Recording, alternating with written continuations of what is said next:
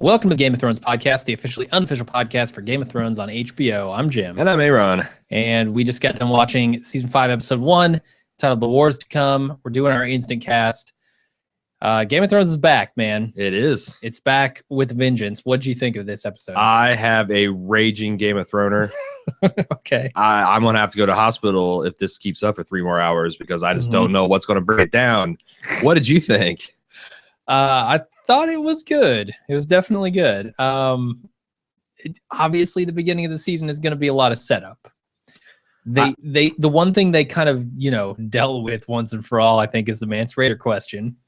Is Mance going to give permission to join up with old Stannis Baratheon? The answer is no. Nope. The answer is definitely no. He's going to die almost screaming. I tell you, moaning, I think. I thought it's interesting as a book reader. I worried about there's some points where they just dropped a lot of stuff on you guys in a short period of time, like various talks to Tyrion and his true motivations.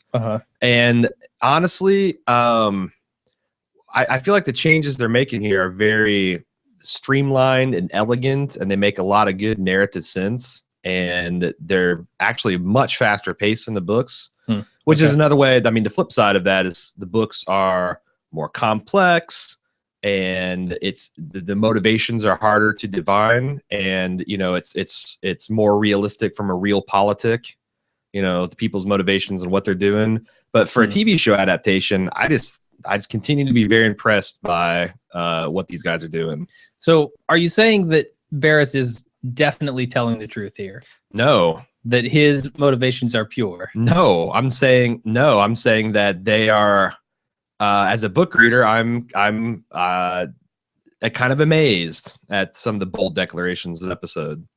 So okay. That's mildly interesting. Yes, indeed, isn't it? Flip the script on you. No, this is very much remix mode in the vein of the Robert Kirkman Walking Dead stuff. But I'm digging the rhythm. I'm digging the pacing. All right. I guess let's just start talking about the episode. The young Cersei.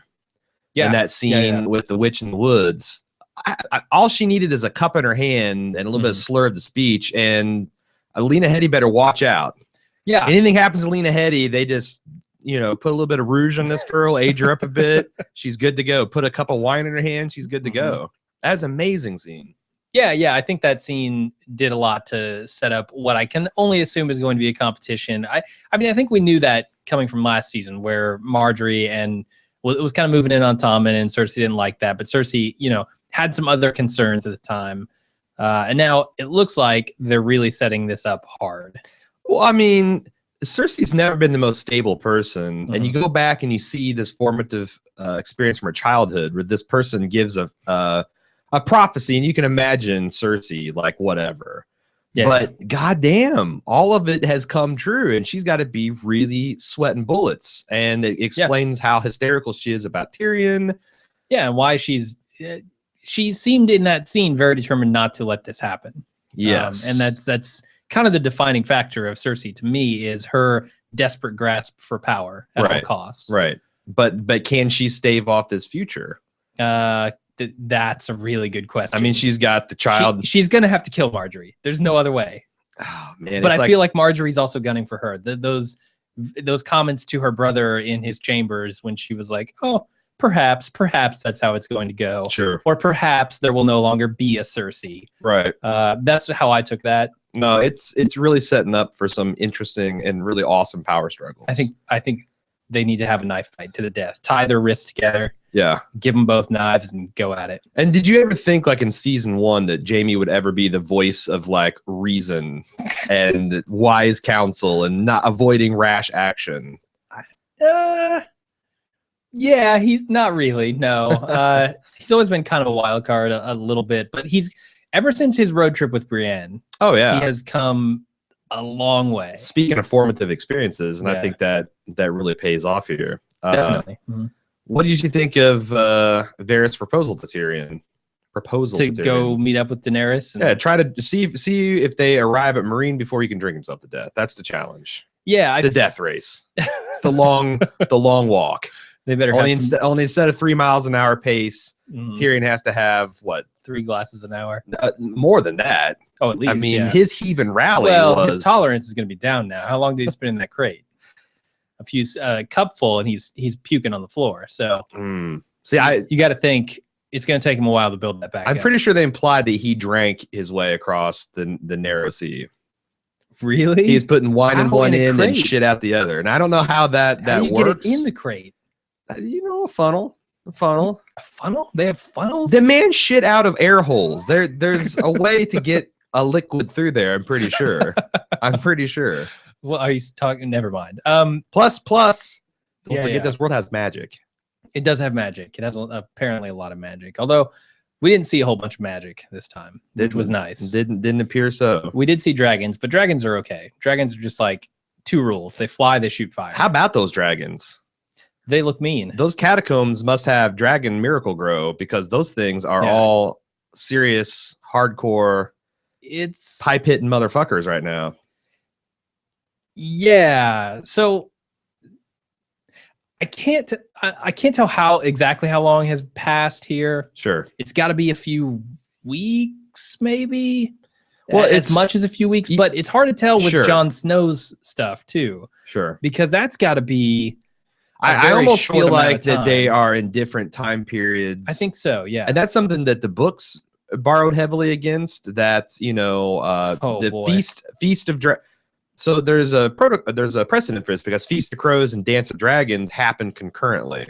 All like Feast is playing at the exact same time dances. So they have some of that feel that they could just, I think, rip off. I don't know if they're going for that, but my mind is certainly open to the possibility that different locations are at different points in time and there'll be some kind of. It felt like. If they're going to pull that shit though, I got to say I hope that they give us some kind of anchor. I don't know, it's Tyrion's beard length. It might be, or what, but they have to give us something. Sure. Maybe it'll be Robin's sword skills. I was wondering how much did you enjoy Robin getting the hell beat out of him? Man, I love that. Especially the older boy is kind of like embarrassed to be doing it. Like he's just half-hearted swinging and is just kicking his kid's ass. Yeah. I loved it so much. Robin's 13, man. I didn't know that. I thought he was younger than that. Well, see, that's the thing. That's where the books. I feel like that the TV show is happening concurrently with how we watch it. Like narratively, if you really stop and think about it, we're talking about a year, maybe less than 2 years since Ned was killed. Okay. But I feel like the show is kind of flexible with aging everyone up. So it's kind of like, maybe it was 5 years ago. Yeah. It's because, okay. When he was sucking on his mama's tit, he wasn't 11 years old. Yeah. Well, the actor? No, definitely not. No, I'm talking about the character either. I mean, he was inappropriately old. Sure. For sure. Yes. If you can formulate whole sentences and say things to your mom like, next tit, this one's empty, it's time to wean. I'm not saying that, but I'm just saying he wasn't like 11 years old when we saw him on his mama's tit. Sure. So they're doing weird chronological shifts here on us. Yeah. The other thing they kind of pulled a fast one on us for the last 3 seasons is Robert Baratheon. Am I to take it that Robert Baratheon was poisoned? That's one thing you could take from it. Or drugged to the point where that boar killed him? That's a possibility. I mean, that they say it. I don't know how else to read what the guy in there is some debate. I think there's says. some daylight between the position Lancel spiked his wine and Lancel encouraged him to drink, which Robert didn't need much. Like got him inappropriately drunk for the hunt, and then his reflexes are slowed such that the boar killed him. Either way, he had a hand in it. That seems to be clear. Yes. He has now decided to devote himself to this religious cult. That's the thing. Like they did some heavy lifting in the previously ons. Like remember this guy we haven't seen since season 2? Yeah. I did not. No. Yeah. So they would not introduce us to the Sparrows and bring up Robert Baratheon unless that was super important to the plot going ahead. I don't know how it's going to wrap back in, but it has to. So I'm going to keep that fresh in my mind as I watch these next few episodes. Why not? Indeed. Seems like a good idea. So the end of it. I want to talk about Mance Rayder. Okay. Because I don't know. Before you talk about the details, I want to call out that I thought everything about Jon and Stannis and Mance's dialogue and relationship was excellent. Yeah, I did too. I was hoping, because I feel like this is the stuff, you know, a lot of people are like, Jon Snow's boring, Stannis is worse. I feel like we're getting to the material where their characters start to be redeemed. Jon Snow has been mostly redeemed. Yeah. The end of last season did him a lot of favors. Yeah. When he was kind of battling for the morale of his troops and such. And I wonder how much that bow of mercy is going to cost him. Yeah, that's what I was thinking too. There's no way he does that and gets away with it when Alistair Thorne is looking on.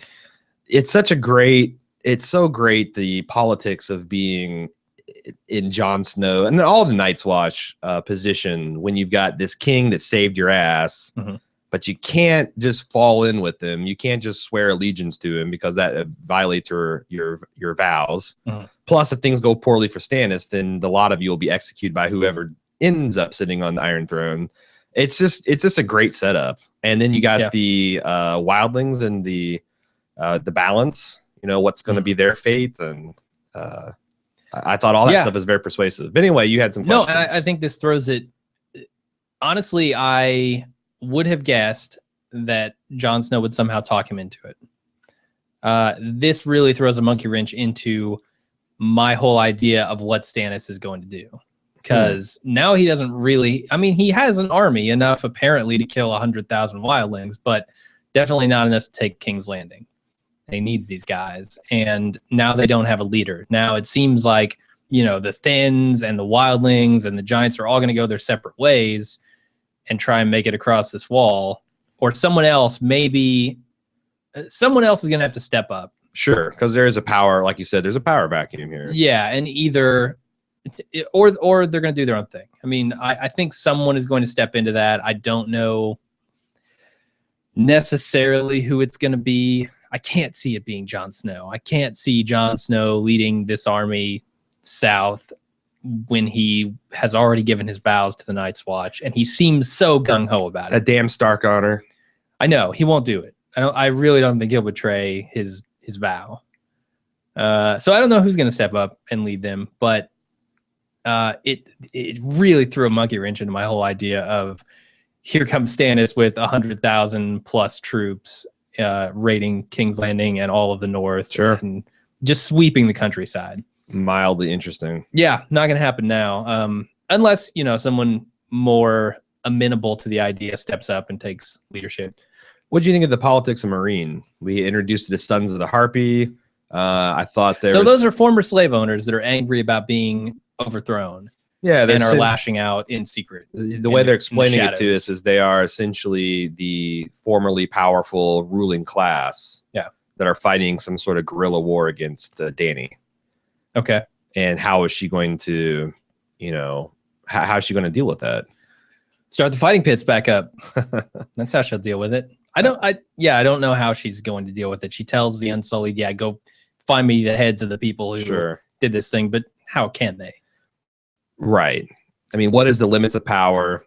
How much can you do as a conquering queen? How much do you have to be a diplomat or a politician? Sure. I mean, this could go all Patriot Act, and she could take away the rights of everybody and just turn into this horrible dictator. Sure. And start a whole bad track there again. Sure. I doubt that'll happen. I really do. I mean, her house motto is fire and blood. So there's that. It's not compromise and reasonable discourse. Yeah, but I still don't think she's going to do it, especially when Tyrion gets there. I think that's going to be super interesting to me. When Tyrion joins up with Daenerys, to whatever extent that happens, I'm super excited about that, because I think Tyrion is the smartest guy in Westeros in a lot of ways.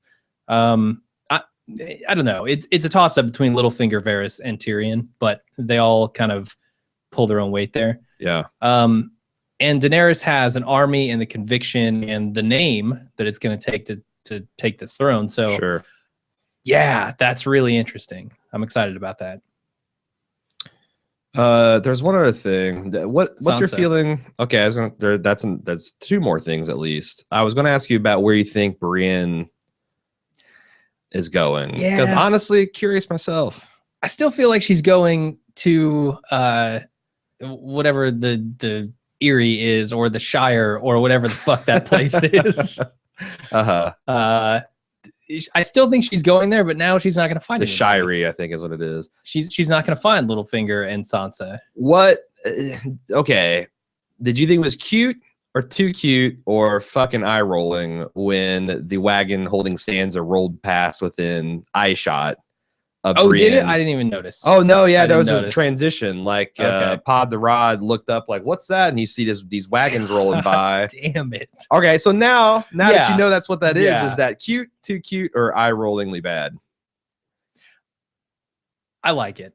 I'm I really between do like cute it. and too cute. Like if it Yeah, was a slight, if it had dimples, I'd hate it. But it's just cute enough.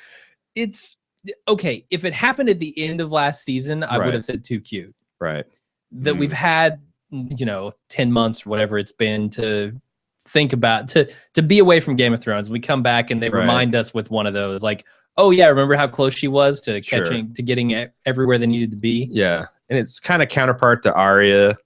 Who they don't show. In this It's episode. like we're coming to talk to her aunt. Oh, she's dead, and her hysterical laughter. Yeah, And there's always been exactly. something of a little bit of Don Quixote to Brienne's quest, so it's kind of farcical. So I feel okay. like, and their thing is like that almost exact same situation happened in World War I with the assassination of Archduke Ferdinand. Oh, that's right. Yeah. Like it was just a coincidence. I mean, Except they did eventually. That the coincidence led to him getting killed. well, that's what I'm saying. Yeah. Like the assassination attempt failed. One of the assassins dispersed, was having a sandwich at a pub that happened to be the one that the Archduke broke down on, trying to get back to safety. And Yeah. pop, pop, pop. That's literally history. That is literally history. So it's like some of those things really, really are kind of coinky dinky that way. Sure. No, I thought it was good.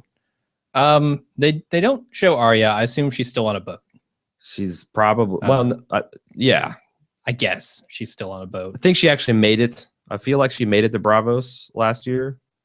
No, the end of that was her giving the guy the coin. It wasn't her and getting then- off the coin. I don't think so. No. Ah, well, shit. Well, you gave it away. Now we know she gets to Bravos or Right. Davos, She doesn't whatever die it in a is. shipwreck. Yeah, There okay. are no pirate ninjas Die in a boat involved. fire. Well, hey, a lot of people have. A lot of people have died in boat It's fire true. in this series. You can't just No, you're right. smirk your smirk at boat fire. So I don't know. I mean, that's about all I have to say about the episode. I guess it was a good one, and it definitely laid a lot of groundwork that I'm excited to see play out. Yeah, there's just a lot more stuff I feel like I do want to talk about, but that's not the instant cast job, is to break everything down. Sure. The job of that's a full podcast will be out this Tuesday. Big part of that is your guys' thoughts and opinions. Send those in to gameofthrones@baldmove.com. You can also participate. I got two threads, twice as nice. I got a no spoilers and a spoilers thread on our forums at forums.baldmove.com. So all you book folk, get in there on the spoiler section. All you video virgins can stay on the non-spoiler section. Also, be careful out there, y'all. Speaking of video virgins, what is that creepy ass question Melisandre asked Jon Snow? Are you a virgin? I thought so too. It's like he would be well within his rights to be like, Good. personal information much. Yeah. Uh, And if someone asked me that and then said good, yeah. I would definitely follow up. I I'd just be dropped like, the pants and be like, "Whoa, "What's up?" What do you mean by that? Nah. What did you mean by good after the No, answer? I'd to that shrug off the question? tunics, undo the belt, drop long cold claw, and be like, cold out, "She's though. warm. She's eternally warm." You're right. She's warm. That's some BTUs that need to be put to use. True. But Sorry, anyway, I derailed you. I forget what I was saying. Oh yeah, forums.baldmove.com, and also be careful out there. I don't know if you've paid attention, Jim, but somewhere between 3 and 6 of the actual episodes somehow got out in the wild, and they're being torrented all over the place. Oh, okay. It's going to be harder and harder to stay unspoiled for this first half to 2/3 of the season. So be on the lookout if you want to stay. Yeah, well, if I get spoilers, I get spoilers, but Yeah, I'm just saying. I'm not going to go looking for them. Right. I'm just saying that you might want to be more careful than normal if you're a video watcher. So Okay. there we go. Should That's we do it. some? You want to do some pimping? I mean, the podcast. Not for our The beautiful, podcast is wonderful over. supporters. They can always switch off. I'm just saying, and These are people know about Club Bald Move, man. I know that. We don't They need don't to know hit 'em with that. they don't know the process of the record. Maybe the behind the scenes recording of ads is interesting to them. I was thinking about just throwing the Club Ball Move commercial on the end of it. Which one? The one that was a Patreon commercial that we turned into a Club Ball Move commercial. Yeah, but it has no context. It doesn't say like what you get for it, does it? Does it?